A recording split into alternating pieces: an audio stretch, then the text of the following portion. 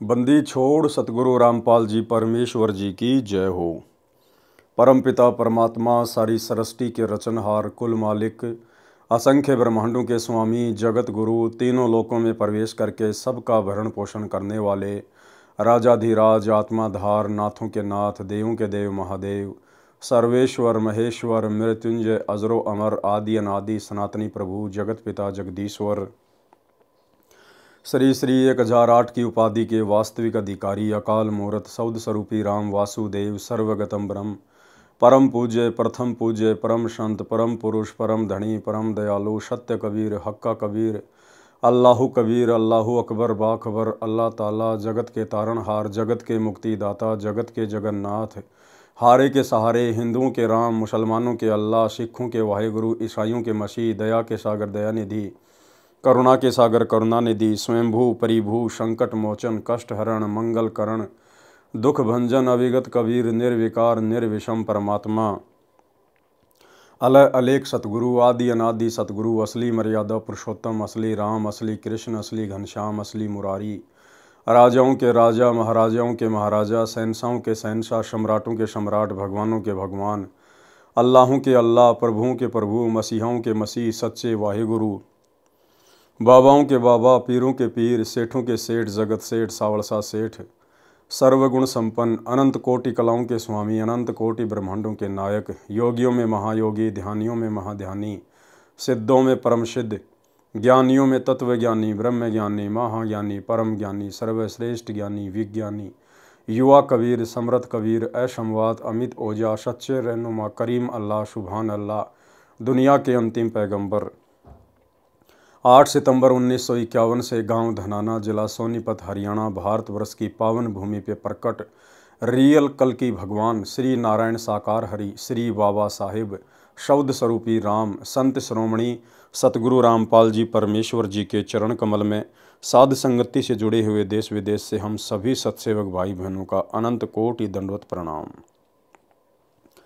सत्साई भाई और बहनों, दया पूज्य गुरुदेव भगवान की सारी सृष्टि के मालिक की सतगुरु रामपाल जी परमेश्वर जी की, जिनके शुभ आशीर्वाद से साध संगति से जुड़कर अपनी आत्मा के कल्याणार्थ हेतु गुरुदेव के तत्व ज्ञान को आधार बनाकर आप और हम सभी भगत भाई बहन निरंतर भक्ति मार्ग में आगे की ओर बढ़ रहे हैं। भाई और बहनों, पूज्य गुरुदेव जी के कर कमल से लिखित पवित्र ग्रंथ कबीर सागर के सरलार्थ के ऊपर वीडियो बनाने की श्रृंखला जारी है और आज इस श्रृंखला में हमारा ये 60 नंबर का वीडियो है। प्रत्येक वीडियो में गुरुदेव के आशीर्वाद से हमें बहुत कुछ सीखने और समझने को मिलता है। तो चलिए आज हम आगे बढ़ते हैं। कर्म बंधन तथा छुटकारा, कबीर सागर का सरलार्थ, पेज नंबर 587। ये परमेश्वर ने कुछ वाणियाँ लिखी हुई हैं। अष्ट कर्म विधि जैन बखाना बहुरी मीमांसा कर्म प्रधाना सत्य कबीर कहे पुनि ऐसे सब जीव कर्म फंद में पैसे। ये कुछ वाणियाँ हैं कबीर सागर के सरलार्थ से। नीचे लिखा है भावार्थ। परमेश्वर कबीर जी ने बताया है कि सर्व प्राणी कर्मों के वश जन्मते मरते तथा कर्म करते हैं। कर्मों के बंधन को सतगुरु छुड़ा देते हैं। कौन छुड़ा देता है? सतगुरु, क्योंकि सतगुरु स्वयं परमेश्वर हैं। सार शब्द गुप्त रखने का कहना, यानी धर्मदास जी को परमेश्वर कबीर जी के द्वारा 650 साल पहले सार शब्द को गुप्त रखने की कहना। ये कुछ वाणियाँ हैं उसकी। नीचे उसका सरलार्थ किया हुआ है गुरुदेव ने। भावार्थ। परमेश्वर कबीर जी ने धर्मदास जी से प्रतिज्ञा कराई थी कि सार शब्द को गुप्त रखना है, अपने परिवार को भी नहीं बताना है। यदि यह सार शब्द बाहर चला गया तो बिचली पीढ़ी यानी कलयुग के 5505 वर्ष बीतने पर जो भक्ति युग प्रारंभ होगा वह बिचली पीढ़ी परमेश्वर कबीर जी ने कही है। उस समय के हंस पार नहीं हो पाएंगे, क्योंकि यदि काल द्वारा चलाए गए कबीर जी के नाम से 12 पंथ तथा शतलोक और सत्य पुरुष के नाम पर चल रहे राधा स्वामी पंथ आगरा ब्यास दिनोद जिला भिवानी में तथा धन धन सतगुरु पंथ सच्चा सौदा सिरसा तथा जगमाल वाली जिला सिरसा तथा मथुरा में जय गुरुदेव पंथ, ये सब राधा स्वामी पंथ से निकले पंथ हैं और सब शतलोक तथा सत्य पुरुष की चर्चा करते हैं। इनके संतों को सत्यनाम तथा सार शब्द का पता चल गया तो ये भी यही मंत्र दीक्षा में दिया करेंगे। ये अधिकारी होंगे नहीं, जिस कारण से सतनाम तथा सार शब्द उनसे प्राप्त करके जाप करने से लाभ नहीं होगा। उस समय सन 1997 तक ये पंथ चरम पर होंगे, करोड़ों अनुयायी बन चुके होंगे।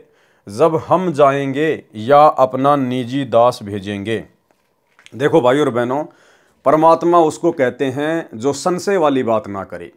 परमेश्वर उसको कहते हैं, कबीर भगवान उसको कहते हैं जो दोगली बात ना करे। लेकिन यहाँ पर हमने समझना होगा कि ये दोगली बातें हैं या परमेश्वर जो वर्तमान में सतगुरु रामपाल जी के रूप में प्रकट हैं, स्वयं को छुपा के इस प्रकार की बातें कह रहे हैं। क्या कह रहे हैं? जब हम जाएंगे या अपना निजी दास भेजेंगे। क्या परमात्मा को पता नहीं होता पहले कि आगे मुझे जाना है या मेरे दास को भेजना है? वे तो अंतर्यामी होते हैं, उन्हें तो सब पता होता कि मुझे जाना है या किसी दास को भेजना है। तो यहाँ पर पूज्य गुरुदेव जी जो कि स्वयं वर्तमान में कबीर भगवान है, और ये अपने आप को छुपाते हुए इस प्रकार की बातें यहाँ पर कह रहे हैं, जबकि आज स्वयं कबीर परमात्मा ही सतगुरु रामपाल जी के रूप में धरती पर प्रकट है। जब हम जाएंगे या अपना निजी दास भेजेंगे तो नाम तो वे ही देने हैं, उनके बिना मोक्ष नहीं हो सकता। सब मानव भ्रमित हो जाएंगे कि दीक्षा मंत्र तो एक जैसे हैं, वे पंथ पुराने हैं क्योंकि वे काल द्वारा पहले चलाए जाएंगे। अनुयायियों की संख्या भी अत्यधिक है, इसलिए उन्हीं से दीक्षा लेनी चाहिए। इस प्रकार सार शब्द का भेद अन्य को लगने से मेरे मिशन यानी योजना का नाश हो जाएगा, तुझे महापाप लगेगा। फिर बताया है कि हे धर्मदास, आपने जन्म जन्मांतर में भक्ति की थी, जिस कारण से यह सार शब्द तुझे दिया है। कलयुग की बिचली पीढ़ी को पहले गायत्री 5 नाम मंत्र को 7 नाम का बताकर दिया जाएगा, उसकी साधना कराई जाएगी। सत्य नाम की दीक्षा दी जाएगी, उसकी साधना कराई जाएगी। इस प्रकार भक्ति युक्त करके सार शब्द देकर अनगणित जीवों को उस समय जब कलयुग 5505 वर्ष बीत जाएगा और एक यथार्थ पंथ चलाएंगे, उस समय पार करेंगे। जो तेरे परिवार की बिंद पीढ़ी चूड़ामणि को 5 नाम गायत्री मंत्र के दिए हैं, यदि इन नामों का जाप मर्यादा में रहकर करते रहेंगे तो तेरी संतान तथा जो इनसे दीक्षा लेकर इन 5 नामों का जाप करते रहेंगे तो उनको मनुष्य, स्त्री या पुरुष का जन्म प्राप्त होता रहेगा। फिर वे उस समय जब कलयुग 5505 वर्ष बीत जाएगा यानी सन 1997 के पश्चात तेरी पीढ़ी वाले भी उसी पंथ से दीक्षित होकर कल्याण को प्राप्त हो जाएंगे। तेरा वंश 42 पीढ़ी तक अवश्य चलेगा, परंतु तेरी छठी गद्दी यानी पीढ़ी वाले को काल द्वारा चलाए टकसारी पंथ वाला भ्रमित करेगा, जिस कारण से वह छठी पीढ़ी वाला तेरा बिंद वाला यथार्थ भक्ति त्याग कर टकसारी वाला पान परवाना प्रारंभ करेगा। आरती चौका भी वही प्रारंभ करेगा। जब हम यथार्थ पंथ चलाएंगे, देखो आ गए ना, जब हम यथार्थ पंथ चलाएंगे, ये नहीं कहा कि मेरा दास यथार्थ पंथ चलाएगा। जब हम यथार्थ पंथ चलाएंगे उस समय तेरे वंश वाले उस पंथ से दीक्षा लेकर कल्याण कराएंगे। उस समय सारा विश्व ही मेरी यथार्थ भक्ति उस मेरे अंश से दीक्षा लेकर करेगा। यहां परमेश्वर अपने आप को छुपा देते हैं गुरुदेव भगवान। तब तेरे बिंद वाले भी दीक्षा लेकर मुक्ति प्राप्त करेंगे। इसलिए इस सार शब्द मुक्ति शब्द को तथा मूल ज्ञान तत्व ज्ञान को उस समय तक छुपा कर रखना है। ये मेरी लाख दुहाई अर्थात निवेदन है। यही प्रमाण कबीर सागर में कबीर वाणी अध्याय के पेज 136 137 पर भी है, जिसमें 12 पंथों का वाणी में प्रमाण है। पढ़ें वह प्रकरण इसी पुस्तक में कबीर वाणी अध्याय के सारांश में पृष्ठ 337 पर। यानी कबीर परमेश्वर जी ने धर्मदास जी को बताया कि धर्मदास, मैंने तेरे को 42 पीढ़ी यानी तेरा वंश चलेगा 42 पीढ़ी तक, 42 पीढ़ी तक तेरे वंश में भक्ति चलेगी। ये आदेश नहीं दिया था परमात्मा ने, यह आशीर्वाद नहीं दिया था। केवल 42 पीढ़ी तक तेरा वंश चलेगा, और जब तेरी छठी पीढ़ी वाला आएगा उस समय काल मेरे समानांतर जो 12 पंथ चलाएगा, उनमें जो टकसारी पंथ वाला है, नकली कबीर पंथ वाला, वो तेरी छठी पीढ़ी वाले को भ्रमित कर देगा। और आज वर्तमान में पूरा का पूरा कबीर पंथ भ्रमित है छठी पीढ़ी के बाद में। तो धर्मदास को चिंता होगी, फिर मेरे वंशज पार कैसे होंगे? आपने ना तो इनको सार नाम दिया, ना सार शब्द दिया, ना सतनाम दिया। तो परमात्मा ने कहा कि देख, मैंने चूड़ामणि को जो 5 मंत्र दे दिए ना, गायत्री मंत्र दे दिया जो प्रथम मंत्र, अगर तेरे वंश वाले, तेरी पीढ़ी वाले और तेरी पीढ़ी वालों से नाम उपदेश लेकर जो जो व्यक्ति स्त्री या पुरुष इन मंत्रों का जाप करता रहेगा मर्यादा में रह के, उनको मनुष्य जन्म प्राप्त होते रहेंगे उस बिचली पीढ़ी के समय तक। 1997 वाले समय तक। और उस समय भाई हम स्वयं जाएंगे, एक नया पंथ चलाएंगे, और उस समय उन सभी आत्माओं को मैं फिर से अपनी शरण में लूंगा, और यदि वे मेरे से उपदेश लेकर आजीवन भक्ति करेंगे तो तेरी पीढ़ी वाले भी पार होंगे, अन्यथा नहीं हो पाएंगे। जीव धर्म बोध पेज 31, 1939 से 41, 1949 तक सामान्य ज्ञान है।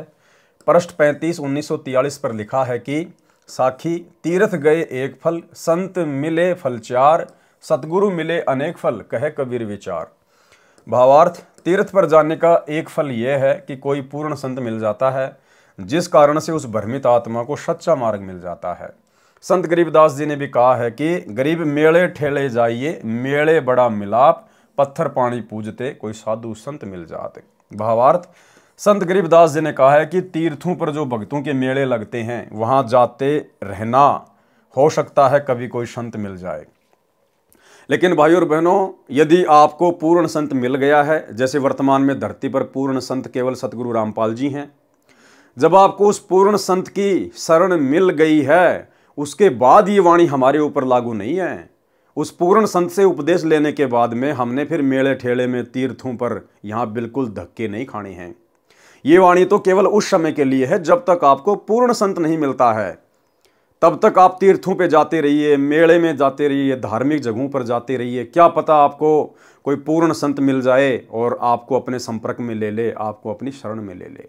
लेकिन जब हम उसकी शरण में आ जाते हैं, उसके बाद फिर हमने मंदिर, मस्जिद, चर्च, गुरुद्वारे, धार्मिक स्थल, तीर्थ वगैरह, मेले वगैरह हमने कहीं नहीं जाना है। केवल फिर अपनी भक्ति और मर्यादाओं का ध्यान रखना है और कल्याण हो जाए। जैसे धर्मदास जी तीर्थ भ्रमण पर मथुरा वृंदावन गया था, वहाँ स्वयं परमेश्वर कबीर जी ही जिंदा संत के रूप में मिले और धर्मदास जी का जन्म ही सुधर गया, कल्याण को प्राप्त हुआ। संत मिले फल चार का भावार्थ है कि संत के दर्शन से परमात्मा की याद आती है। कबीरा दर्शन साधु का, मुख पर बसे सुहाग, और दर्शन उन्हीं को होते हैं जिनके पूर्ण भाग। तो सबसे पहला फल तो क्या है कि पूर्ण संत के दर्शन मात्र से भी हमारे असंख्य पाप कर्म नष्ट होते हैं। संत मिले फल चार का भावार्थ है कि संत के दर्शन से परमात्मा की याद आती है। ये ध्यान यज्ञ है। संत से ज्ञान चर्चा करने से ज्ञान यज्ञ का फल मिलता है। ये दूसरा फल है। तीसरा फल, जब संत घर पर आएगा तो भोजन की सेवा का फल मिलेगा। तथा चौथा फल, यदि संत नशा नहीं करता है तो उसको रुपया या कपड़ा वस्त्र दान अवश्य देता है। इस प्रकार संत मिले फल चार, जब सतगुरु मिल गए तो सर्व मिल गए, मोक्ष भी मिल गया। कबीर सागर में ज्ञान का अज्ञान बनाने का प्रमाण जीव धर्म बोध पेज 37, 1945 पर लिखी वाणी में है। कबीर खड़े बाजार में गलकटों के पास, जो कोई करे सो भरेंगे, तुम क्यों भये उदास। वास्तविक वाणी इस प्रकार है, कबीरा तेरी झोपड़ी गलकटियन के पास, जो करेंगे सो भरेंगे, तू क्यों भया उदास। जीव धर्म बोध पृष्ठ 38, 1946 पर, काल कराल आप ही जानी, ब्रह्मा विष्णु महेश भवानी। संत गरीबदास जी ने भी कहा है कि तीनों देवा काल हैं, ब्रह्मा विष्णु महेश, भूले चुके समझियो सब काहूं आशीष। गरीब ब्रह्मा विष्णु महेश्वर माया और धर्मराया कहिए, इन पांचों मिल प्रपंच बनाया, वाणी हमरे लइए। कबीर परमेश्वर जी ने जीव धर्म बोध पेज 40, 1948 पर कहा है कि सब ही संत श्रुति कहें बखानी, नर स्वरूप नारायण जानी। लिखो भेद वेद वेदांता पुराना, जबूर तोरेत इंजिल कुराना। सब ही मिल करते निर्धारा, नर प्रभु निज स्वरूप संवारा। निश्चय नर नारायण देही, ऋषि मुनि प्रभु को निराकार कहे ही। वेद पढ़े पर भेद न जाने, बाँचे पुराण 18। सब ग्रंथ कहें प्रभु नराकार, ऋषि कहें निराकार। सब ग्रंथ कहें प्रभु नराकार। नराकार मानी नर आकार, मानव सदृश से है परमात्मा, साकार है। ये कौन कहते हैं? सब ग्रंथ कहें प्रभु नराकार, यानी भगवान नर आकार में है, साकार है। और ऋषि कहें निराकार। निराकार मानी अदृश्य, दिखाई नहीं देता। तो ऋषियों ने वेदों को ढंग से समझा नहीं। जीव धर्म बोध प्रश्न 41, 1949 पर वाणी, उत्तम धर्म जो कोई लखी पाए, आप कहे औरन बताए। ताते सत्य पुरुष ही हर से, कृपया वाकी तापर बरसे। यानी सबसे पहले तो आदमी स्त्री या पुरुष जब उसको सत्य मार्ग मिल जाए और वो पहचान कर ले पूर्ण संत की, उसके बाद यदि वो दूसरों को समझाता है तो उससे जो परमात्मा होता है प्रसन्न होता है। जो कोई भूले राह बतावे, परम पुरुष की भक्ति में लावे, ऐसो पुण्य तास को वर्णा, एक मनुष्य प्रभु शरणा करना। कोटि गाय जिन गहे कसाई, ताते सूरा लेत लड़ाई, एक जीव लगे जो परमेश्वर रहा, लाने वाला गहे पुण्य अथा। भावार्थ, परमेश्वर कबीर जी ने कहा है कि एक मानव, स्त्री या पुरुष, उत्तम धर्म यानी शास्त्र अनुकूल धर्म कर्म में पूर्ण संत की शरण में आता है, औरों को भी राह यानी मार्ग बताता है, उसको परमेश्वर हृदय से प्रसन्न होकर प्यार करता है। जो कोई एक जीव को परमात्मा की शरण में लगाता है तो उसको बहुत पुण्य होता है। एक गाय को कसाई से छुड़वाने का पुण्य एक यज्ञ के तुल्य होता है। करोड़ गायों को छुड़वाने जितना पुण्य होता है, उतना पुण्य एक जीव को काल से हटाकर पूर्ण परमात्मा की शरण में लगाने का मध्यस्थ को होता है। जीव धर्म बोध, पृष्ठ 42 1950 से 61 1969 तक का सारांश। पृष्ठ 42-43 पर सामान्य ज्ञान है। जीव धर्म बोध, पृष्ठ 44 1952 पर। परमात्मा की कृपा बिना परिश्रम अर्थात कर्म भी साथ नहीं देता। चौपाई। पुरुषार्थ की ऐसी बातें कर अवश्य पुरुषार्थ ताते, यथा किसान की किसानी कर ही, उपजे अन्न पेट निज भर ही। हल बाही अवश्य ते ही करना, भली भांति निज खेत संवरना। बीज बोए रखवाली कीजे, पशु पंछी से बचाव करीजे। करी निज श्रम विनसे प्रभु पाही, भरे खेत वर्षा करिताही। जो ईश्वर वर्षा नहीं करही, व्यर्था किसानी ताकी पर ही। जो बरसे वर्षा सुकाला, तो किसान सो होए निहाला। जो आलस करके नर कोई, संशय पे हल जोते नहीं सोई। बीज न बोए न कर रखवारी, बरसे घन अरु भरसे कियारी। ताहे अनफल हाथ न आए, मूर्ख मिथ्या आस लगाए। यानी गुरुदेव भगवान हमें समझाना चाहते हैं कि परमात्मा की विशेष कृपा, रजा और मेहर के बिना भगत की भक्ति भी सफल नहीं हो सकती है। एक छोटे से सत्संग में गुरुदेव भगवान ने बताया कि पुण्यात्माओं, आप इस भूल में ना रह जाना कि आप केवल अकेले अपनी भक्ति के बलबूते पे पार हो जाओगे। ये भक्ति करने वाले लाखों लाखों साल जिनकी उम्र थी, दिन में सैकड़ों मालाएं फेरा करते थे, पता नहीं कितने चले गए ऐसे, आज वो गधे की योनि में घूम रहे हैं। भगत कभी भी अकेले भक्ति के बलबूते पर पार नहीं हो सकता, मोक्ष प्राप्त नहीं करवा सकता। सतगुरु की मेहर विशेष चाहिएगी, विशेष मेहर। इन बातां के पाइए कर सतगुरु नजर निहाल, और राजी कर सतगुरु रूठे नू। एक छोटा सा सत्संग गुरुदेव भगवान का।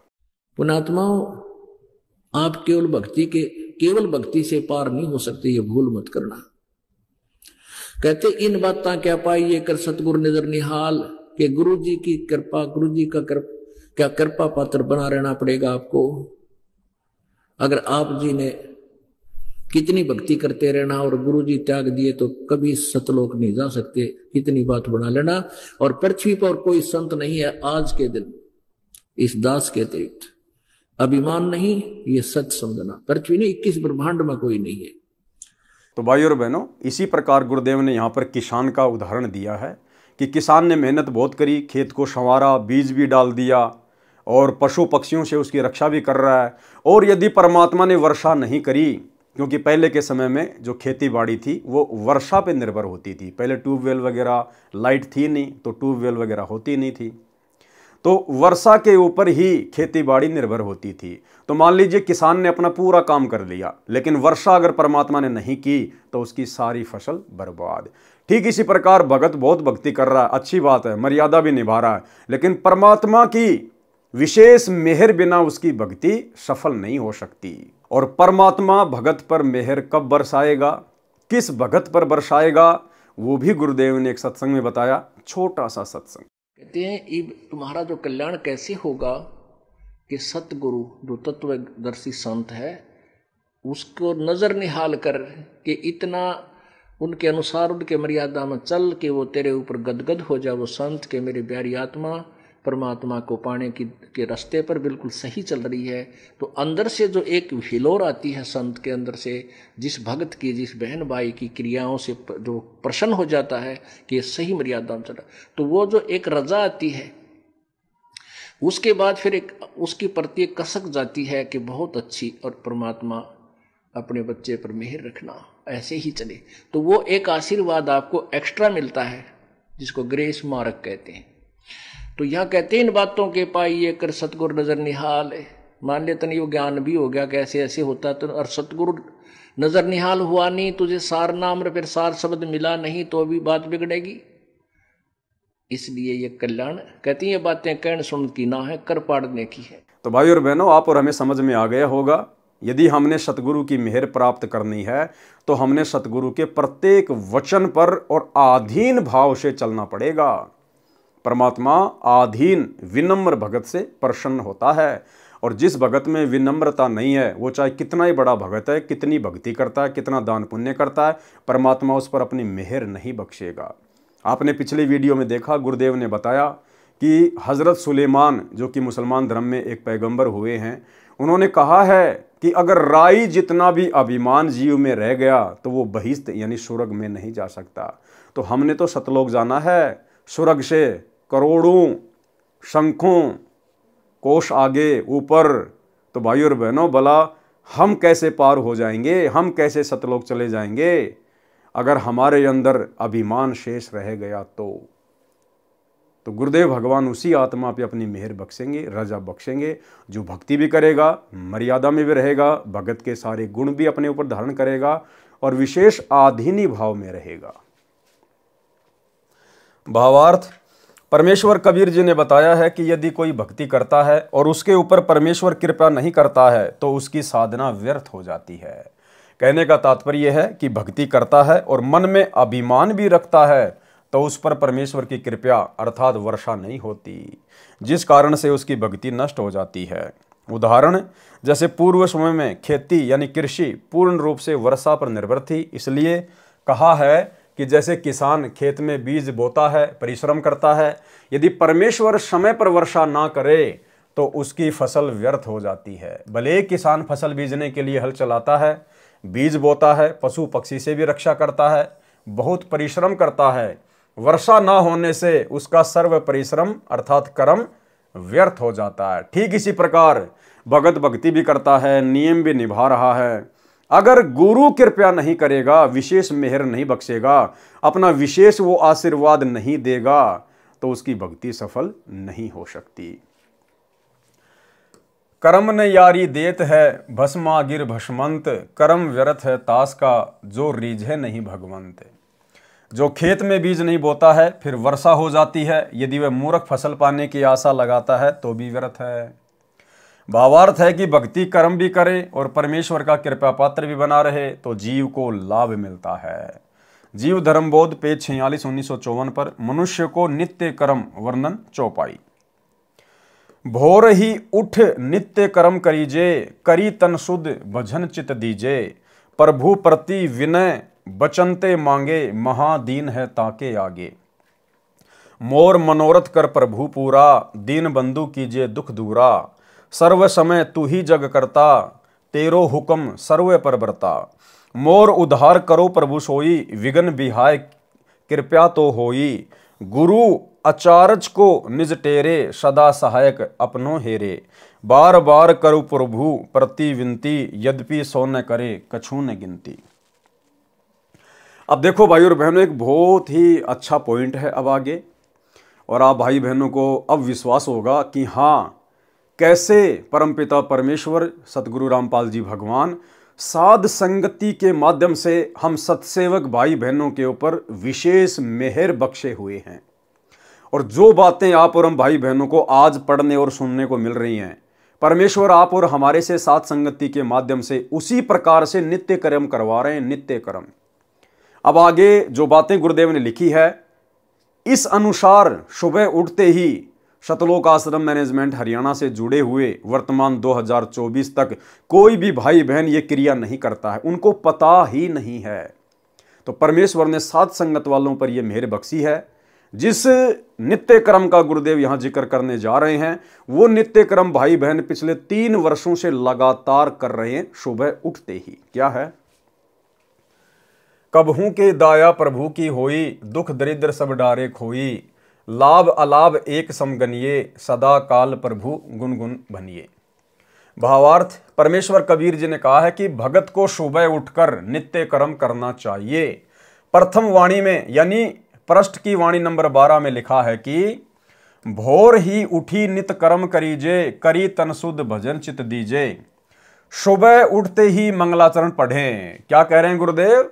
सुबह उठते ही मंगलाचरण पढ़ें। तो आप और हम सभी सत्सेवक भाई बहन मंगलाचरण पढ़ते हैं कि नहीं पढ़ते?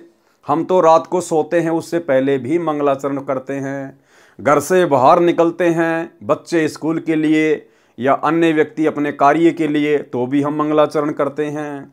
गाड़ी लेकर निकलते हैं तो गाड़ी चलते ही मंगलाचरण शुरू हो जाता है। तो आप और हम सभी भगत भाई बहन सुबह उठते ही क्या करते हैं? मंगलाचरण। सुबह उठते ही मंगलाचरण पढ़ें। यदि याद है तो मौखिक मन मन में या बोलकर उच्चारण करें, उसके पश्चात निमन शब्द बोलें।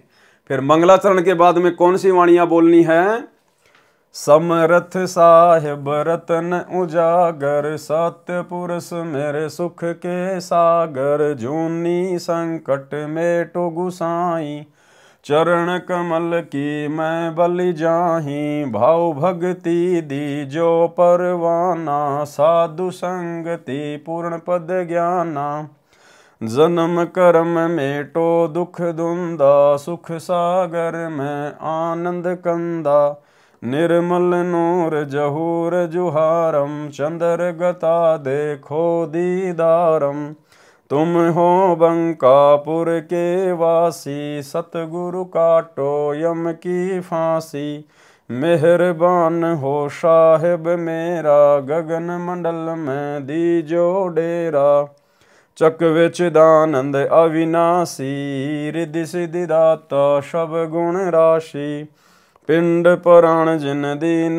दाना, गरीब दास जाकू कुर्बाना। तो आप और हम सभी भगत भाई बहन सुबह उठते ही इसी प्रोसीजर को फॉलो करते हैं।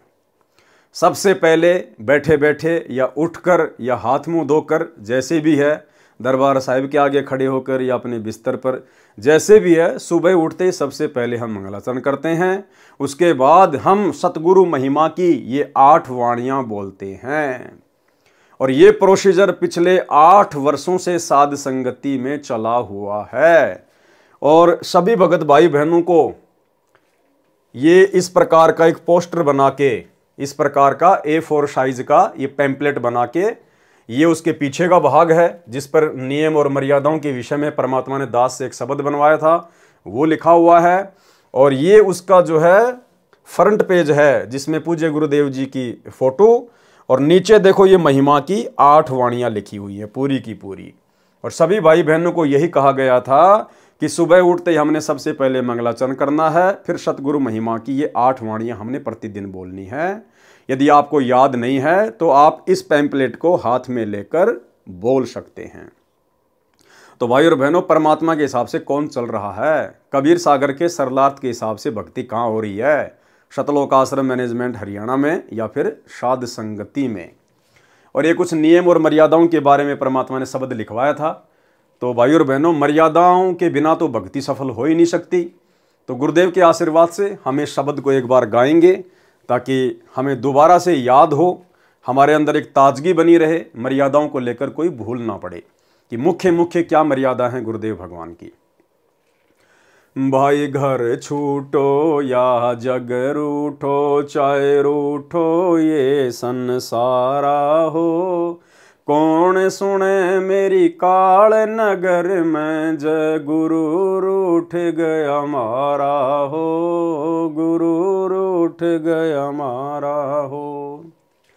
भाई मांस मदिरा सुल्फा गांजा, ना गुटका बीड़ी पीना हो, मांस मदिरा सुल्फा गांजा, ना गुटका बीड़ी पीना हो, महापाप इसको छूने का, ये प्रथम वचन निभाना हो, प्रथम वचन निभाना हो। घर छूटो या जग रूठो, चाहे रूठो ये संसारा हो। कौन सुने मेरी काल नगर में, जय गुरु रूठ गया मारा हो, गुरु रूठ गया मारा हो।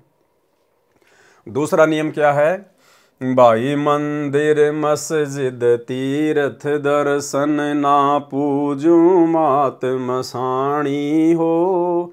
मंदिर मस्जिद तीर्थ दर्शन ना पूजू मात मसाणी हो। अस्थि विसर्जन पितर पूजा ना बूजा पड़वाणी हो, ना बूजा पड़वाणी हो। भाई घर छूटो या जग रूठो, चाहे रूठो ये संसारा हो।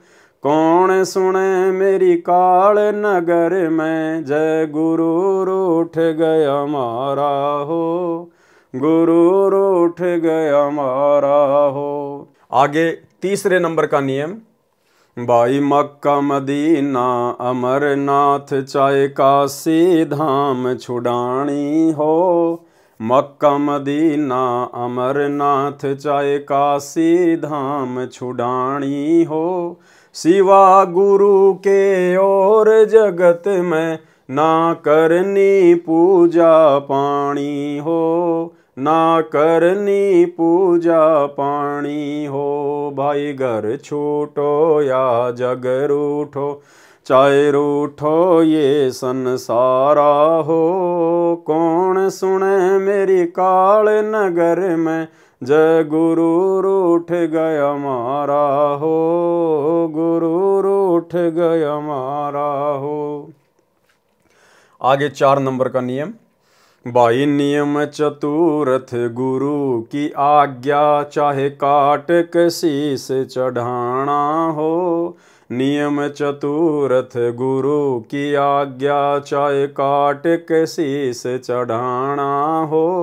दान धर्म चाहे यज्ञ हवन हो, सतगुरु से आज्ञा पाना हो, सतगुरु से आज्ञा पाना हो। भाई घर छूटो या जग रूठो, चाहे रूठो ये संसारा हो। कौन सुने मेरी काल नगर में, जय गुरु रूठ गया मारा हो, गुरु रूठ गया मारा हो।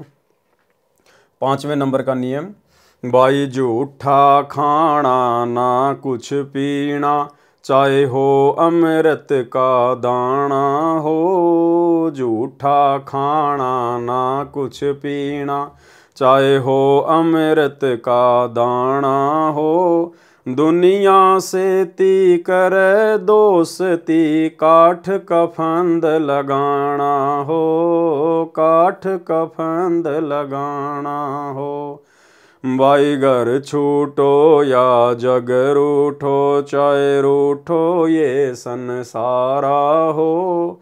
कौन सुने मेरी काल नगर में, जय गुरु रूठ गया मारा हो, गुरु रूठ गया मारा हो।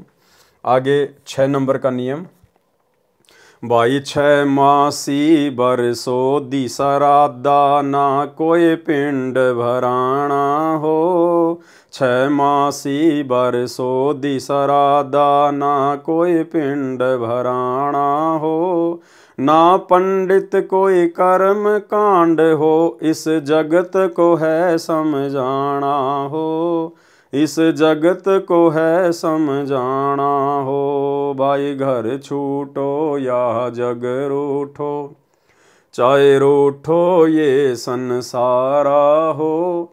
कौन सुने मेरी काल नगर में, जय गुरु रूठ गया मारा हो, गुरु रूठ गया मारा हो।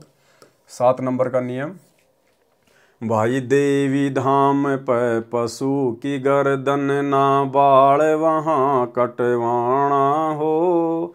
देवी धाम पर पशु की गर्दन ना बाल वहाँ कटवाना हो।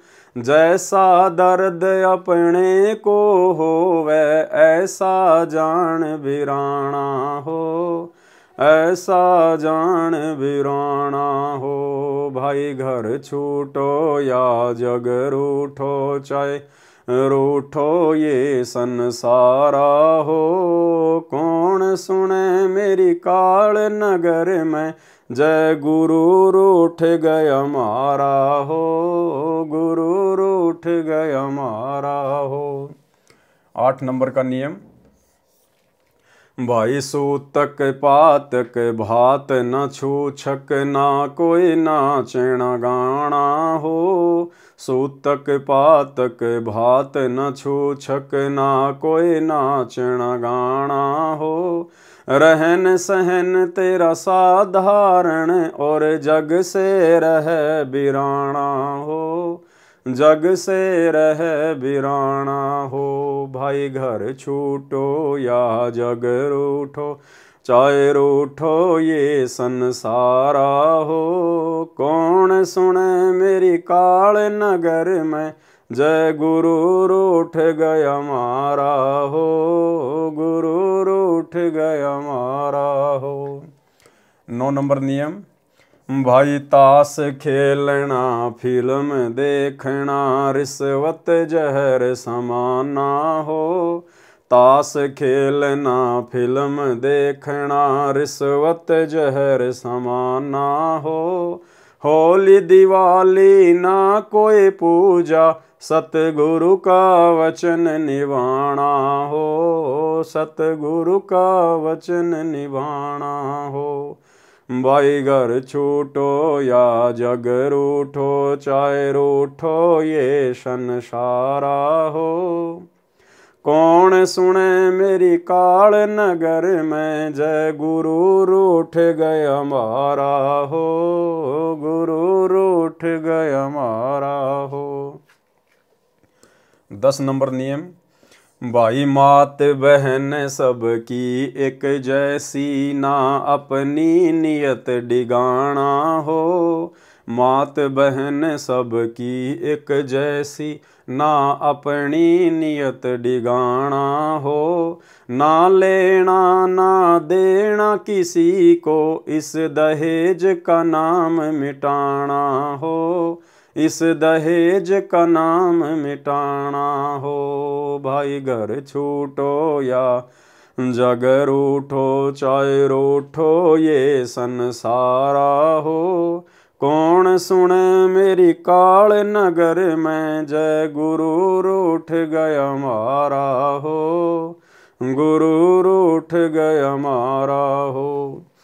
11 नंबर नियम, भाई गुरु की पूजा गुरु की सेवा, ना कोई गुरु समाना हो। गुरु की पूजा गुरु की सेवा, ना कोई गुरु समाना हो। प्रथम इनको दंडवत करना, बाकी सब प्रणामा हो, बाकी सब प्रणामा हो। भाई घर छूटो या जग रूठो, चाहे रूठो ये संसारा हो। कौन सुने मेरी काल नगर में, जय गुरु रूठ गया मारा हो, गुरु रूठ गया मारा हो। 12 नंबर, भाई वाणी साखी सब संतों की, देती ये परमाणा हो। वाणी साखी सब संतों की, देती ये परमाणा हो। सत्य पुरुष सतलोक से चल कर, परगट गाँव धनाना हो, परगट गाँव धनाना हो। भाई घर छूटो या जग रूठो, चाहे रूठो ये संसारा हो। कौन सुने मेरी काल नगर में, जय गुरु रूठ गया मारा हो, गुरु रूठ गया मारा हो। तो भाई और बहनों, इस विधि से आज वर्तमान में अपनी दैनिक जो नित्य क्रिया हैं गुरुदेव भगवान के आशीर्वाद से केवल साध संगति से जुड़े हुए सत्सेवक भाई बहन ही कर रहे हैं। सतगुरु साहिब संत सब दंडोतम प्रणाम, आगे पीछे मध्य हुए तिनको जा कुर्बान। इस प्रकार प्रति सुबह मंगलाचरण तथा उपरोक्त शब्द पढ़ें, फिर प्रथम मंत्र का 1 या 2 या इससे अधिक बार समय अनुसार जाप करें। उसके बाद सुबह उठते ही आपकी इच्छा है, आप चाहे प्रथम मंत्र का जाप करें, सतनाम मिला है तो चाहे सतनाम का जाप करें, चाहे 1 करें, 2 करें, 10 करें, पूरी माला करें, ये आप भक्तों के ऊपर निर्भर करता है। देखो यहां परमात्मा ने सबसे पहले क्या कहा है, फिर प्रथम मंत्र का 1, 2 या इससे अधिक बार समय अनुसार जाप करें। क्योंकि भाई और बहनों, सतगुरु की जो पूजा है वास्तव में मंत्रों में वो प्रथम मंत्र में है। देखो जिन भाई बहनों को सतनाम मिला हुआ है तो सतनाम के जो 2 मंत्र हैं वो सतगुरु के नहीं हैं। एक तो काल का है और एक महाकाल का है, यानी एक ब्रह्म का और एक अक्षर पुरुष का है। प्रथम मंत्र हमें जो दिया जाता है उसमें सबसे पहला और सबसे लास्ट वाला मंत्र हमारे गुरुदेव भगवान का है।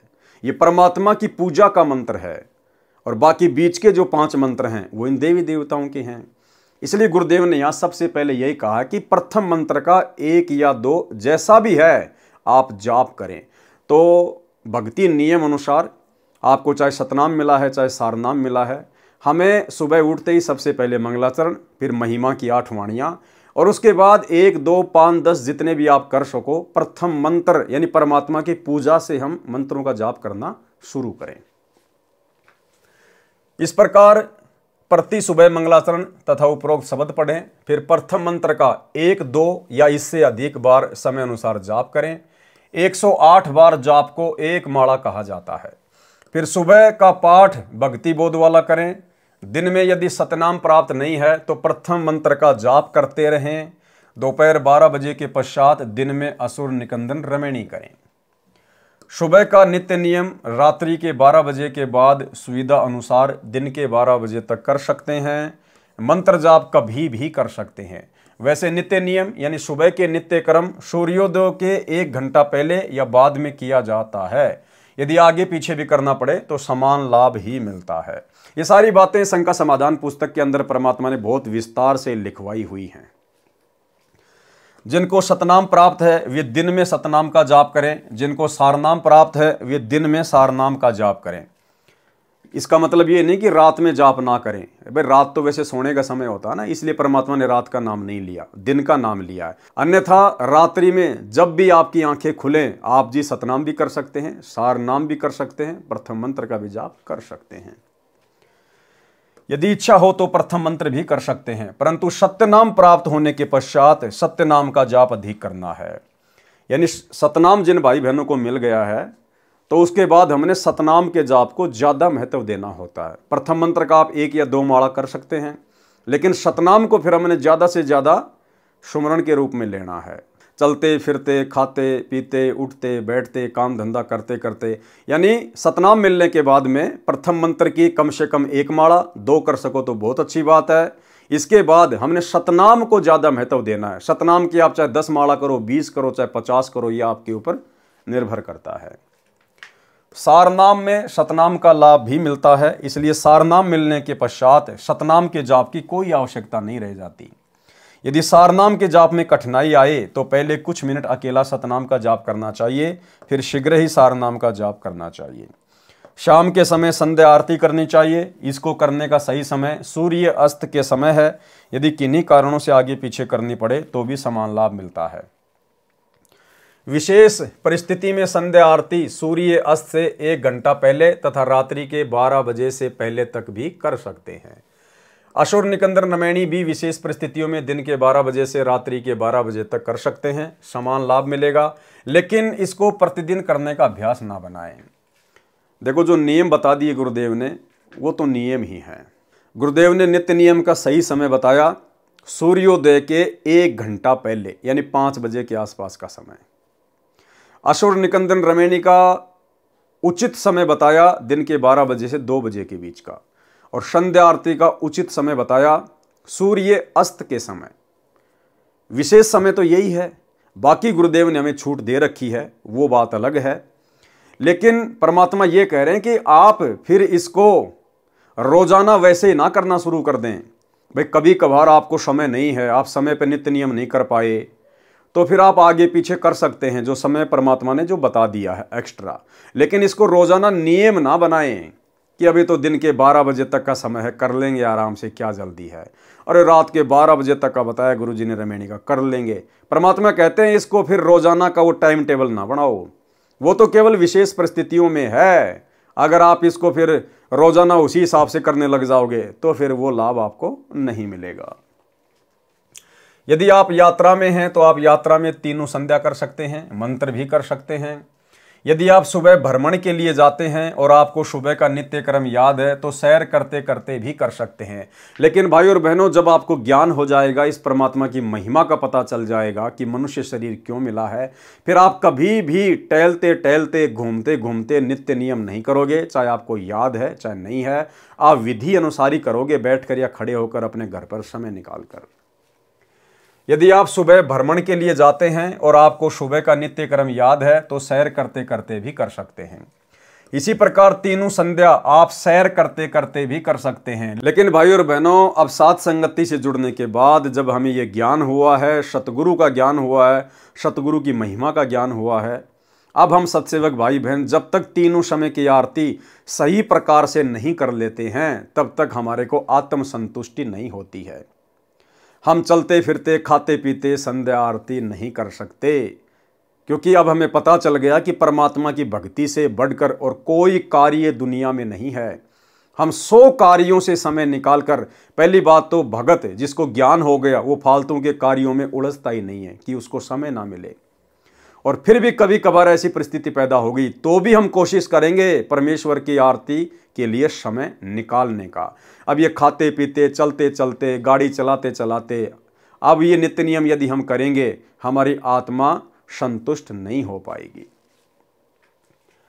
यदि याद है तो, यदि याद नहीं है तो भक्ति बोध पढ़ते हुए भी किसी पार्क या एकांत सुरक्षित स्थान पर जहाँ दुर्घटना का भय ना हो चलते चलते कर सकते हैं।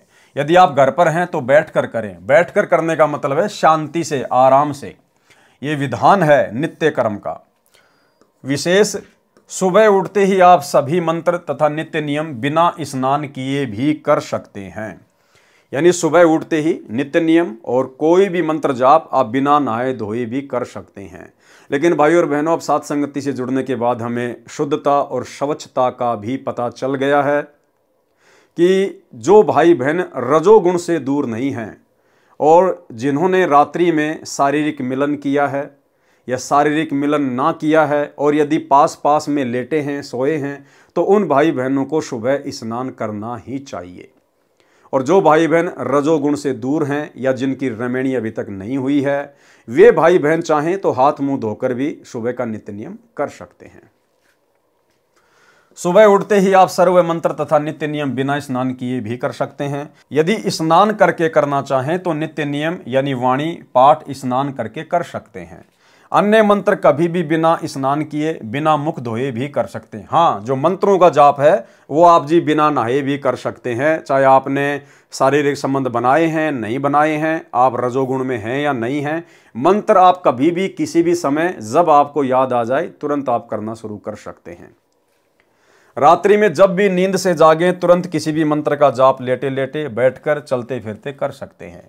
यदि आप रोगग्रस्त हैं तो तीनों संध्या भी लेटे लेटे कर सकते हैं। स्वस्थ होने पर बैठकर करना चाहिए। मजदूर तथा किसान सुबह स्नान नहीं कर सकते क्योंकि उनको कुछ देर बाद मिट्टी धूल में कार्य करना होता है। वे शाम को ही स्नान करते हैं।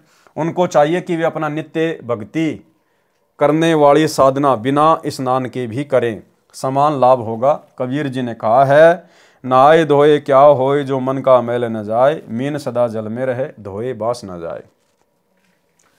शरीर की स्वच्छता के लिए स्नान करना अनिवार्य है, सो आप समय लगने पर स्नान करें। भगत जन मंत्रों का जाप नित्य अवश्य करें। किन्हीं परिस्थितियों में तीनों समय की संध्या स्तुति न हो पाए तो कोई बात नहीं, परंतु मंत्रों के जाप को कभी ना छोड़े। परमात्मा कह रहे हैं अगर कोई विशेष परिस्थिति पैदा हो गई कि आप जी नित्य नियम नहीं कर पाए या रमणी नहीं कर पाए, संध्या आरती नहीं कर पाए, तो मन में ऐसा विशेष कोई मलाल पैदा नहीं करना चाहिए।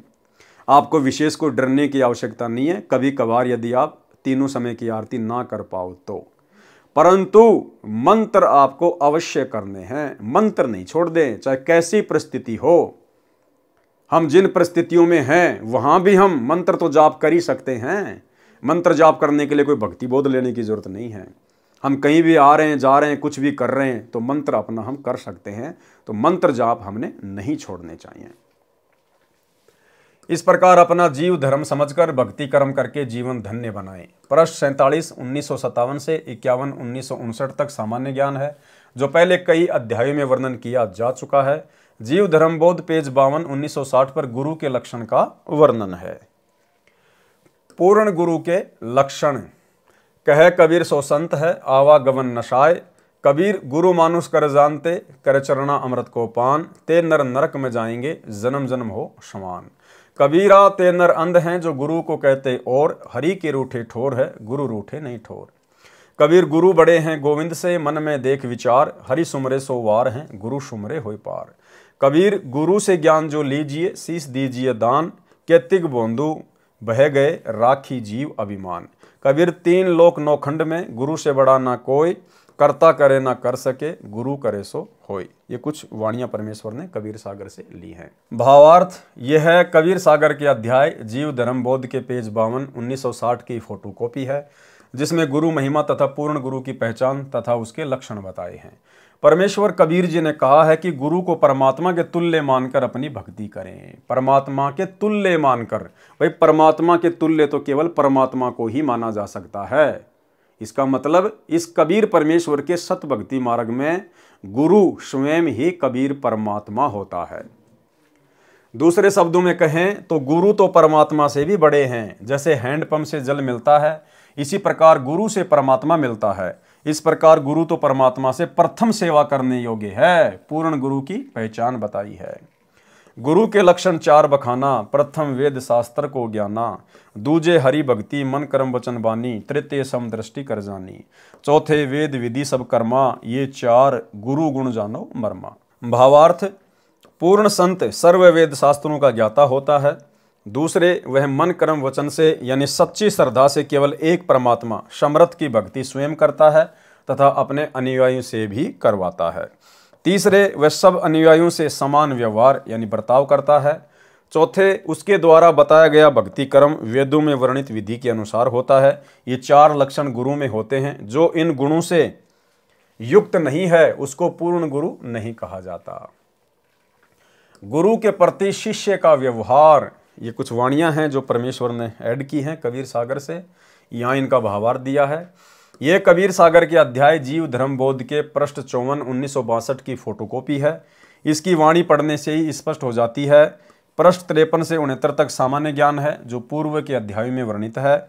जीव धर्म बोध के पृष्ठ 70 1978 से 88 1996 तक सामान्य ज्ञान है, जो बार बार पहले के अध्याय में वर्णन किया जा चुका है, जिसमें भिन्न भिन्न प्रकार की हठयोग साधनाओं का ज्ञान है, जो शास्त्र विधि त्याग कर साधक करते हैं, जिनसे मोक्ष नहीं होता। अन्य सिद्धियां प्राप्त हो जाती हैं, जिनके कारण संसार में प्रसिद्धि को प्राप्त हो जाता है, परंतु मोक्ष से वंचित रहकर पशु योनि को प्राप्त होता है। जीव धर्म बोध पेज 88 1996 पर बताया है कि सहज समाधि लगाएं और पूरे गुरु से सत्य साधना मंत्र प्राप्त करके मोक्ष प्राप्त करें। जीव धर्म बोध पेज 89 से 90 तक सामान्य ज्ञान है, जो पहले के अध्यायों में बताया जा चुका है। जीव धर्म बोध पेज 91 1999 से 96 2004 पर इन प्रश्नों पर बनावटी वाणी है, कुछ कुछ ठीक है। सामान्य ज्ञान है, जो पूर्व के अध्यायों में कई बार वर्णन हो चुका है। पृष्ठ 93 2001 पर वाणी, वेद विधि से जो कोई ध्यावै, अमर लोक में बासा पावै। शवशम वेद सब वेदन का सारा, ता विधि बजय उतरे पारा। जीव धर्म बोध पेज 97 2005 पर वाणी, कबीर जे चंडाल में सद्गुण होई, विकार कर्म करे ना कोई। ताको निश्चय ब्राह्मण जानो, सत्संग में जो जन आनो। सत्संग सब एक जाति, लिखा भागवत में यही भांति। पृष्ठ 98 2006 पर वाणी, ब्रह्मा विष्णु शिव गुण तीन कहाया, शक्ति और निरंजन राया, इनकी पूजा चले जगमाही, परम पुरुष कोई जानत नाही। जीव धर्म बोध पेज 99, 2007 से 104 2012 तक कुछ ज्ञान पहले बताया है। कुछ वाणी बनावटी हैं। जीव धर्म बोध पेज 105 2013 पर कुछ विशेष ज्ञान है। परशुराम को किसने मारा? वाणी, परशुराम तब द्विज कुल होई, परम शत्रु छत्रीन का सोई, छत्री मार निछत्री कीने, सब कर्म करे कमीने, ताके गुण ब्राह्मण गावें, विष्णु अवतार बता सरावें, हनीवर दीप का राजा जोई, हनुमान का नाना सोई, छत्री चक्रवर्त नाम पदधारा, परशुराम को ताने मारा, परशुराम का सब गुण गावे, ताका नाश नहीं बतावे। भावार्थ, ब्राह्मणों ने बहुत सा मिथ्या प्रचार किया है, सच्चाई को छुपाया और झूठ को फैलाया है। जैसे परशुराम ब्राह्मण था, एक समय ब्राह्मणों और क्षत्रियों की लड़ाई हुई तो ब्राह्मण क्षत्रियों से हार गए। उसका बदला परशुराम ने लिया, लाखों क्षत्रियों को मार डाला। यहां तक प्रचार किया, परंतु ये नहीं बताया कि परशुराम को किसने मारा। परशुराम को हनुमान जी के नाना चक्रवर्त ने मारा था, जो हनीवर द्वीप का राजा था।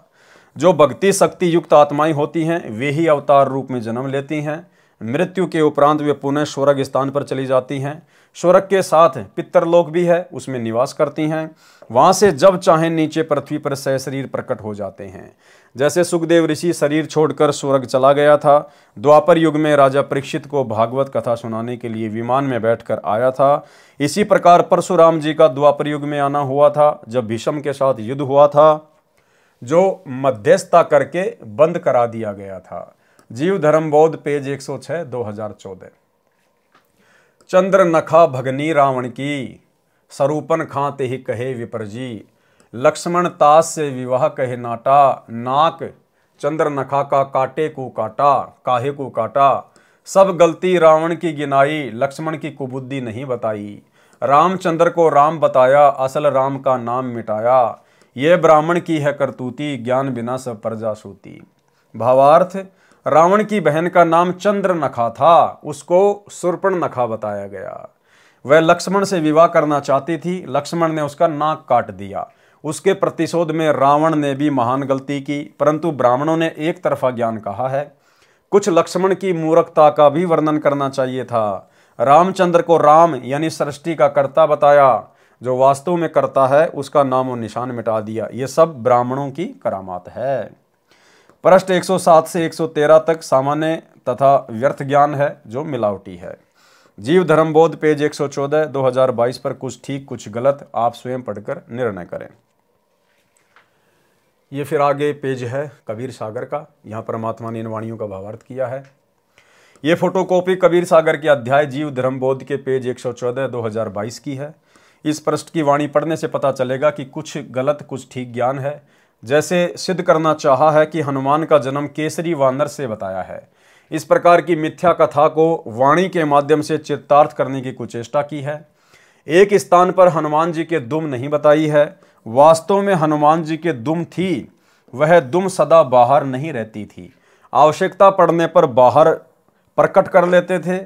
उदाहरण के तौर पर गधे का गुप्तांग देखने से दिखाई नहीं देता, गधी से मिलन के समय 3-4 फुट लंबा निकल आता है। अब देखो भाई और बहनों, इस पेज को लेकर काफ़ी कुछ बहस पहले से साध संगत और मैनेजमेंट वालों के बीच में चलती आ रही है, और कुछ एक भाई बहन वर्तमान में इसी को लेके बैठ गए हैं। देखो, परमात्मा जब हमें भक्ति दे देते हैं तो समय समय पर परमात्मा हमारे हाव भाव, हमारे विचार भी चेक करते हैं। तो ये एक प्रकार की हम सत्सेवकों की, परमेश्वर के बच्चों की जो है ये परीक्षा है।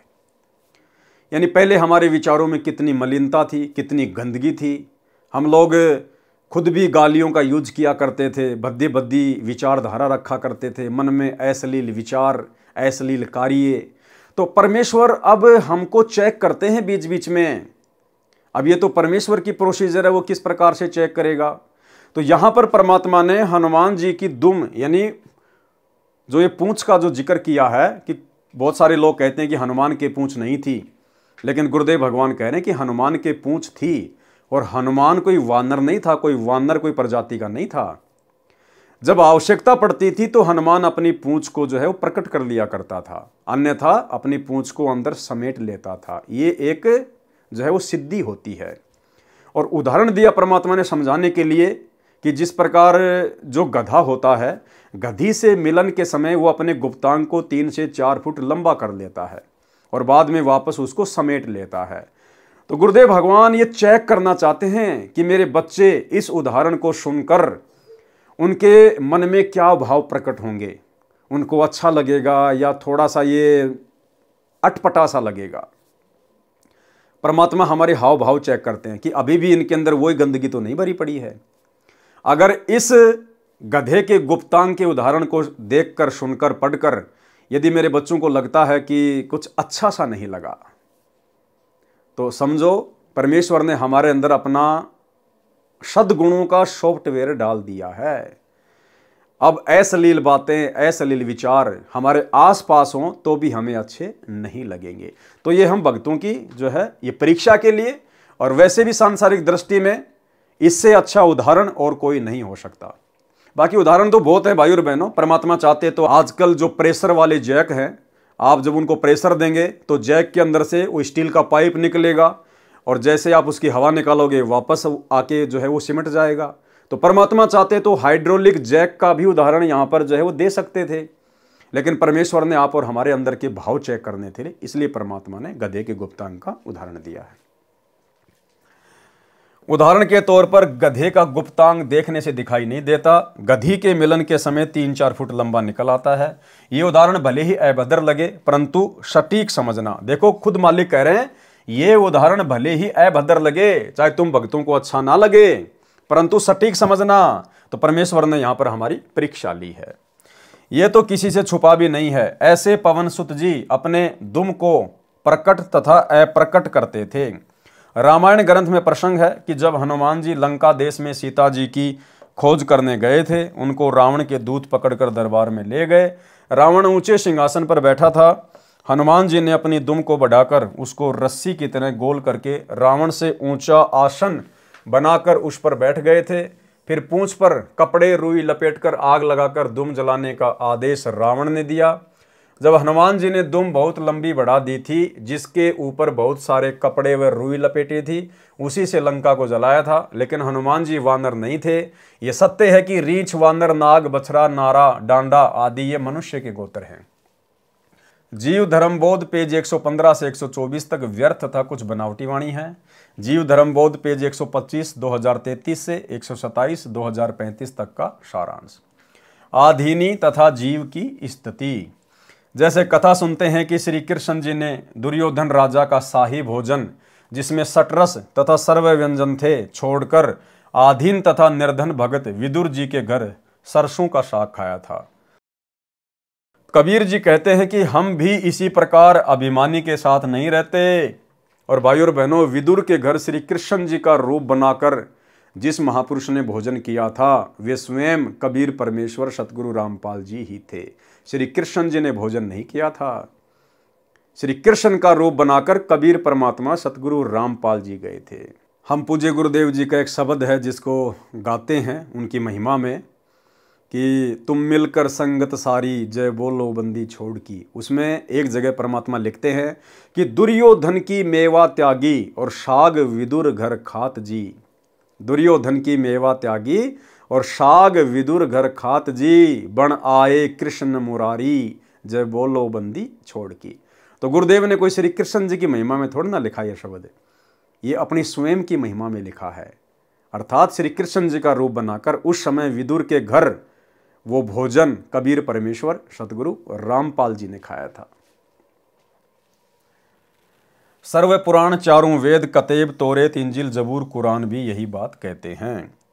इसमें बहुत सारी आधीनी के ऊपर वाणियां हैं जो परमात्मा ने यहाँ पर जिक्र की हुई है। हम आगे चलेंगे इसके भावार्थ में। पृष्ठ 126 का सारांश। भावार्थ पृष्ठ 126 पर बताया है कि भगत को अधीनता से रहना चाहिए, जिसके साक्षी श्री रामचंद्र तथा वेद व चारों कतेब भी बताए हैं।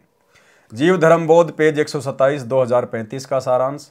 भावार्थ जैसे एक भगतमती भीलनी थी, उसने प्रेम से बेर स्वयं चखे, फिर कहीं खट्टे बेर श्री राम तथा लक्ष्मण को न खिला दूं, फिर झूठे बेर श्री रामचंद्र तथा लक्ष्मण को खाने को दिए। श्री रामचंद्र जी ने तो खा लिए, अब भाई और बहनों श्री रामचंद्र जी ने नहीं खाए थे। दास बहुत सारी वीडियो में इस बात का जिक्र कर चुका है कि उस समय श्री रामचंद्र जी के रूप में कबीर परमेश्वर सतगुरु रामपाल जी थे, क्योंकि भगत के भावों की जो कदर है केवल ये कबीर परमात्मा ही समझ सकता है। श्री रामचंद्र तो राजा था, राजा का बेटा था। जब लक्ष्मण ने बेलनी के जूठे बेर नहीं खाए तो रामचंद्र कहां से खा लेता। श्री रामचंद्र जी ने तो खा लिए, लक्ष्मण जी ने आंखें बचाकर खाने के बहाने मुंह के साथ से पीछे फेंक दिए। फेंके गए जूठे बेर संजीवनी जड़ी रूप में द्रोणागिरी पर्वत पर उगे। रावण के साथ युद्ध में लक्ष्मण को तीर लगने से मूर्छित हो गए। उन्हीं जूठे बेरों से बनी संजीवनी से लक्ष्मण को जीवन मिला। यानी लक्ष्मण ने जो भिलनी थी वो एक भगत थी, वो सच्ची भावना से बेरों को जूठा कर रही थी, प्रेम में, कि कहीं जूठे बेर मेरे भगवान के मुंह में ना चले जाए और मैं दोषी ना बन जाऊं। लेकिन लक्ष्मण इस बात को नहीं समझ पाया और लक्ष्मण ने वो जूठे बेर खाए नहीं, यूं खाने का बहाना करके पीछे फेंकता रहा कि भिलनी को लगेगा मैंने खा लिए, और नाक चढ़ाता रहा। वो बेर पीछे गिरे द्रोणागिरी पहाड़ पर और संजीवनी बूटी के रूप में उत्पन्न हो गए।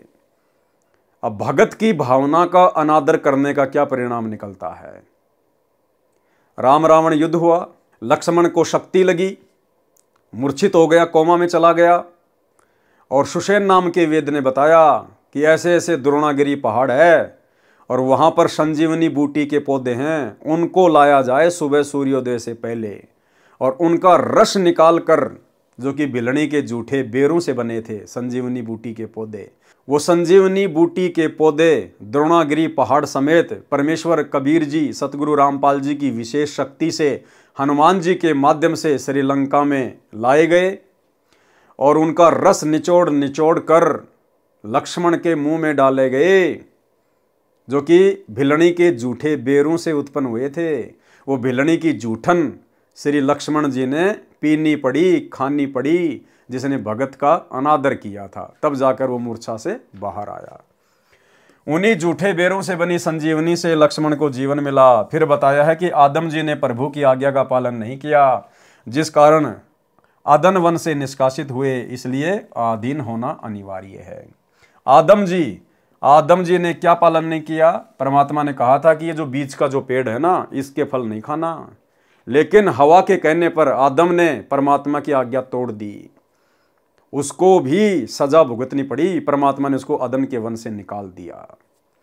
ठीक इसी प्रकार भाई और बहनों, वर्तमान में लाखों की संगत जो इन सतलोक आश्रमों में जाती है, और जिस प्रकार से आदम ने हवा के बहकावे में आकर हवा के कहने पर परमेश्वर के आदेश को ठुकरा दिया, उनके वचन को तोड़ दिया था, ठीक इसी प्रकार इन सतलोक आश्रमों में जाने वाली लाखों की संगत आज ज्ञान को आधार ना बनाकर और गुरुदेव के कलयुगी परिवार के चक्कर में आकर कोऑर्डिनेटरों के कहने पर, आश्रम संचालकों के कहने पर परमेश्वर सतगुरु रामपाल जी के सत्संग रूपी वचनों को तोड़े जा रही है।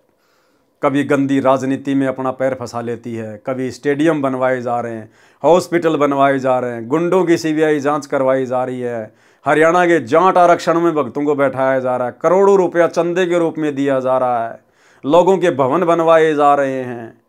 आदम की तरह परमेश्वर के वचन तोड़े जा रहे हैं, सजा तो अंत में भुगतनी पड़ेगी। जीव धर्म बोध पेज 128 2036 से 132 2040 तक सामान्य ज्ञान है। जीव धर्म बोध पेज 133 2041 से 135 2043 तक नानक जी तथा कबीर जी की वार्ता है। जीव धर्म बोध पेज 136 2044 से 148 2056 तक अधिकतर बनावटी और मिलावटी वाणी लिखी है। पृष्ठ 145 2053 पर लिखी वाणी। 8 लाख योनि भरमी आवे, पुनि गहे जीव मनुष्य तन पावे। अरे भैया 84 लाख योनियां घूमने के बाद में मिलता है, 8 लाख योनियों के बाद नहीं। जबकि 84 लाख योनि हैं, इसमें 8 लाख लिखी हैं। पृष्ठ 146 2054 पर जीव धर्म बोध में अंग्रेजी अखबार का वर्णन है। उस समय कोई अंग्रेजी नाम भी नहीं जानता था, अखबार तो कहाँ थे। ये कुछ कबीर सागर की वाणियाँ जो परमेश्वर ने लिखी हैं, यहाँ उनका भावार्थ है। विवेक ऊपर दोनों पृष्ठों 146 147 की फोटोकॉपियों को पढ़कर पाठक जन समझ जाएंगे कि परमेश्वर कबीर जी के यथार्थ ज्ञान को बिगाड़ कर नाश किया है। वर्तमान में जिसको सज्जन पुरुष कैसे सत्य मान सकते हैं, इसी तरह अपनी मंदबुद्धि द्वारा सत्य को अज्ञान बनाने की कुचेष्टा की गई है। जैसा कि इसी ग्रंथ के अंदर प्रथम बताया है कि काल द्वारा प्रचलित पंथों के अनुयायियों ने काल प्रेरणा से ग्रंथ का नाश किया है, फिर भी आवश्यक सच्चाई बच गई है। जो क्षति हुई है उसकी पूर्ति संत गरीबदास जी द्वारा परमेश्वर कबीर जी ने कराई है, जो संत गरीबदास जी के सदग्रंथ में लिखी है। परमेश्वर कबीर जी की कृपा से उस सदग्रंथ का भी सरलार्थ किया जाएगा। देखो भाई और बहनों, आने वाले समय में जो गरीबदास जी महाराज जी की वाणियों का 24,000 वाणियों का जो सदग्रंथ साहिब है, गुरुदेव भगवान कह रहे हैं आने वाले समय में उनका भी सरलार्थ किया जाएगा। और भाई और बहनों, आज गुरुदेव हिसार जेल से बैठकर उन्हीं वाणियों का सरलार्थ कर रहे हैं, उन्हीं वाणियों के ऊपर हमारे को सत्संग भेज रहे हैं। उसके पश्चात विश्व के सब ग्रंथों का सार निकालकर एक साझा ग्रंथ बनाया जाएगा। सर्व संसार भक्ति करेगा, सत्य को जानेगा, मानेगा और अपना कल्याण कराएगा। कबीर सागर का सारांश संपूर्ण हुआ। इस पवित्र ग्रंथ कबीर सागर का सरलार्थ परमेश्वर कबीर जी की कृपा से केवल 2 महीने में संपूर्ण हुआ है। यह परोपकारी शुभ कर्म परमेश्वर कबीर जी तथा परम श्रद्धेय स्वामी राम देवानंद जी गुरु महाराज जी की असीम कृपा से हुआ है। दिन रात कई कई घंटे सेवा करके प्रथम तो एक एक पंक्ति को पढ़ा, फिर भावार्थ किया, सत्य असत्य को जांचा और परमेश्वर को साक्षी रखकर यथार्थ ज्ञान लिखा है। 2 महीने में तो कबीर सागर पढ़ा भी नहीं जा सकता। समझना, निष्कर्ष निकालना, फिर हाथ से लिखना बिना परमेश्वर की कृपा से कभी संभव नहीं हो सकता। जो परमेश्वर कबीर जी ने जो वचन कहा था कि 13वें वंश मिटे सकल अंधियारा, इसी प्रकार भाइयों और बहनों परमेश्वर ने दया बख्शी आप और हम सभी साध संगति से जुड़े हुए सत्सेवक भाई बहनों के ऊपर। इस कलयुग के घोर समय में, जिस समय इंसान 2 टाइम की रोजी रोटी के लिए मारा मारा फिरता है, हमारे खुद के आश्रमों से जुड़े हुए भगत भाई बहनों के पास में भक्ति भी सही से करने का समय नहीं है। लेकिन यहाँ सतगुरु रामपाल जी परमेश्वर जी के आशीर्वाद से इस कबीर सागर के सरलार्थ के ऊपर आज पूरे 60 वीडियो बन चुके हैं।